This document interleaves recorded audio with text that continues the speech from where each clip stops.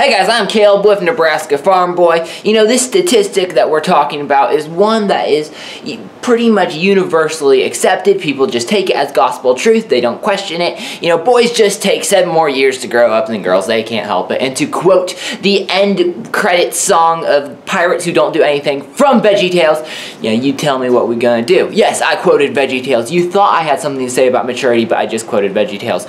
I'm sorry I let you down. But no, in reality, there is a part of me that wants to agree with that statement. I look around and it's kind of like, yeah, I kind of see it. You know, guys are not manning up, and if you want to just take it as an example, this is not a video on when you should get married, but to take it as an example, there's a lot more girls who would, just in general, who would be ready to get married, and the guys around them, their age, just aren't quite there yet.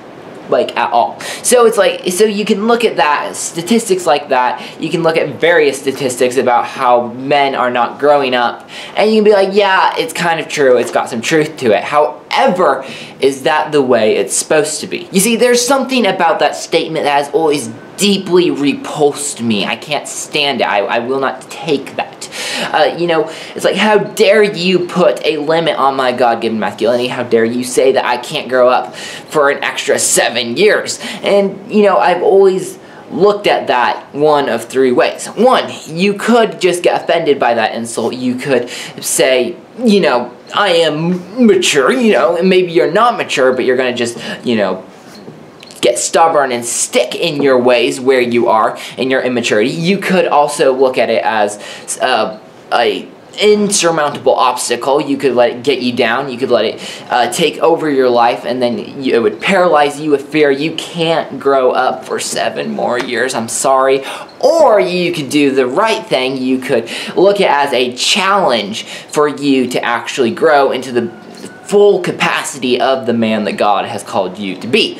And that's what I have really been striving for the last several years of my existence. See, I believe that we are living in dark times right now. We don't have a choice. Any young man with any sense of duty or responsibility, he's going to have to take on responsibility. He's going to have to choose maturity over folly. He's going to have to take a stand now. We need strong men now, not 7 years from now. So we need to expedite this terribly long, drawn-out period of boyhood. Boyhood's great, but once you get past a certain age, you need to be stepping into manhood, and you need to be fulfilling the calling God has for you now, alright? So to go back to the original question, do boys take 7 more years to grow up than girls? Well, I think it depends on the person. I'm not going to give you the statistical analytics of what the percentages of boys who are taking 7 more years to grow up than girls, because that's not pertinent. The question really is, should you as a young man take 7 more years to grow up than girls your same age? Again, I feel like I'm pulling this back into like when you should get married, and that's not what I'm doing. I'm trying to talk about maturity here, not about when you should get married. But anyways, should you be taking 7 extra years to grow up? That's what I'm trying to say, alright? And here's the answer. God has a calling for every single person, regardless of who you are and what your age is. He's had a calling for you from the day you were born, and He will have a calling for you till the day you die. And here's the thing.